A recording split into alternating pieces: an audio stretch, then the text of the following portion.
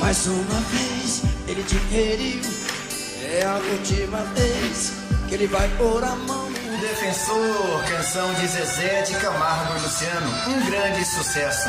Mais uma vez ele te feriu, e é a última vez ele vai pôr a mão. Sabe aquela canção que fala do homem que bate na mulher e de repente essa mulher encontra um outro homem que dá aquele carinho pra ela? Pois é, hein? Olha aí. te machucar, fazer sangrar, te humilhar, fazer chorar seu coração. Te machucar, fazer sangrar, te humilhar, fazer chorar seu coração. Essa canção fez um grande sucesso porque é uma canção que retrata a realidade de muitas mulheres que sofrem em casa com alguns homens agressivos, alguns relacionamentos abusivos e coisas dessa natureza que faz um pouco da beleza da mulher ficar perdida por ali, sabe?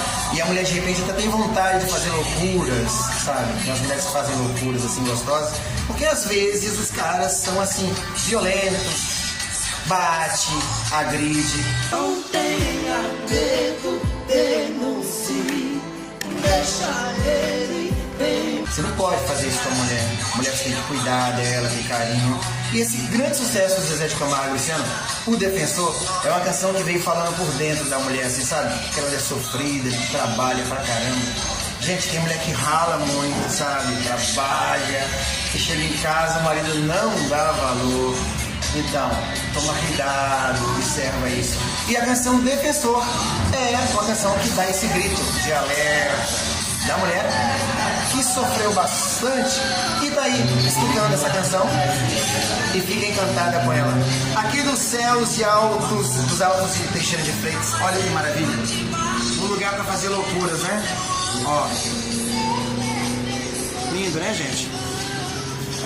É a Bahia. Vocês sabiam que eu sou baiano? Eu nasci em Salvador. Só que eu perdi meu sotaque em algum lugar que eu não lembro. Mas eu vou achar ainda.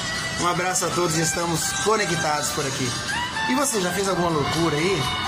Comenta aqui nos comentários. Não precisa revelar o nome. Fala assim, eu já fiz. Tá bom? Um abraço a todos. Mora comigo, deixa ele bem.